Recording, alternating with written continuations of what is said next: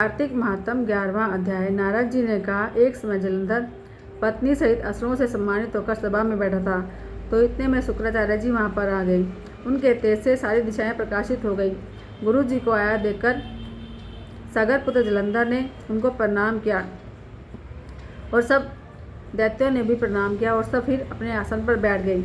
और सागर पुत्र ने नम्रता से यह प्रश्न किया कि हे गुरु जी, राहु का सिर किसने काटा? इस पर शुक्राचार्य जी ने विरोचन पुत्र हिरण्यकशिपु और उसके धर्मात्मा पुत्र का परिचय देकर देवताओं और असुरों द्वारा समुद्र मंथन की कथा सुनाई और बताया कि समुद्र से अमृत निकला तो उसे राहु पीने चला। तो इस पर इंद्र के पक्षपाती विष्णु ने राहु का सिर काट दिया। यह सुनते ही जलंधर के नेत्र क्रोध से लाल हो गए। उसने घसमर नामक दूत को बुलाकर बात बताई और कहा कि तुम शीघ्र ही इंद्रपुरी में जाकर इंद्र को मेरी शरण में लेकर आओ। घसमर इंद्र जो है जलंधर का बड़ा निपुण दूत था। वह शीघ्र ही इंद्र की सभा में पहुंचा और जलंधर के शब्दों में कहा कि हे देवता अधम, तुमने समुद्र को क्यों मथा और मेरे पिता के सब रत्नों को क्यों ले लिया? तुमने अच्छा नहीं किया। यदि भला चाहते हो तो मेरी शरण में आ जाओ। इस पर इंद्र बड़ा विस्मित हुआ और बोला, पहले सागर ने मेरे भय से सब पर्वतों को अपनी कुक्षी में क्यों लिया और मेरे शत्रु दैत्यों की क्यों रक्षा करी? इस कारण मैंने उनके सारे रत्न हरण कर लिए हैं। मैं सत्य कहता हूँ, मेरा द्रोही सुखी नहीं रह सकता। इंद्र की बात सुनकर दूत जलंधर के पास आया और सारी बातें कही। तो दैत्य के क्रोध जो है बढ़ गया और देवताओं को जीतने के लिए उसने उद्योग आरंभ किया। फिर तो सब दिशा और पाताल से करोड़ों दैत्य उसके पास पहुंच गए। शुंभ निशुंभ सेनापतियों को साथ लेकर जलंधर इंद्र से युद्ध करने लगा। शीघ्र ही इंद्र के नंदन वन में उसने अपनी विशाल सेना उतार दी। वीरों की शंख ध्वनि और घोर गर्जन से इंद्रपुरी गूंज उठी। अमरावती छोड़ देवता उससे युद्ध करने चले। भयानक मारकाट हुई।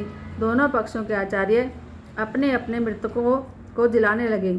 असुरों के आचार्य गुरु शुक्र अपनी मृत संजीवनी विद्या से और देव गुरु बृहस्पति द्रोणगिरि से औषधि लाकर मुर्दों को जिलाते रहे।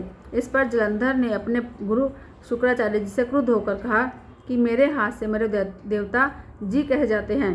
जिलाने वाली विद्या तो आपके पास है, फिर यह सब क्या है? इस पर शुक्राचार्य जी ने देवगुरु श्री बृहस्पति जी द्वारा द्रोणगिरि से औषधि लाकर देवताओं के जिलाने की बात बताई। तो जलंधर को क्रोध आ गया। श्री शुक्राचार्य जी ने कहा कि क्रोध क्यों करते हो? यदि शक्ति हो तो द्रोणगिरि को उठाकर समुद्र में फेंक दो, तब मेरे वचन की सत्यता सिद्ध हो जाएगी। इस पर जलंधर क्रोधित होकर द्रोणगिरि पहुंचा और उखाड़कर समुद्र में फेंक दिया। यह भगवान शंकर का तेज था, इसमें जलंधर की कोई बड़ाई नहीं। इसके बाद सागर पुत्र युद्ध भूमि में आकर युद्ध करने लगा। तब बृहस्पति औषधि लेने गए तो द्रोणगिरि को वहां न पाकर वे मैदान में आए और बोले कि युद्ध बंद कर दो, अब तुम जलंधर को नहीं जीत सकते। पहले इंद्र ने जो भगवान शंकर का अपमान किया, यह सब उसका फल है। यह सुनकर देवता युद्ध की आशा को छोड़कर दुखी होकर इधर उधर भाग निकले। सिंधु पुत्र निर्भय होकर अमरावती में घुस गया और इस प्रकार इंद्र आदि देवताओं ने गुफाओं की शरण ली। बोलो श्री कृष्णचंद्र भगवान की जय।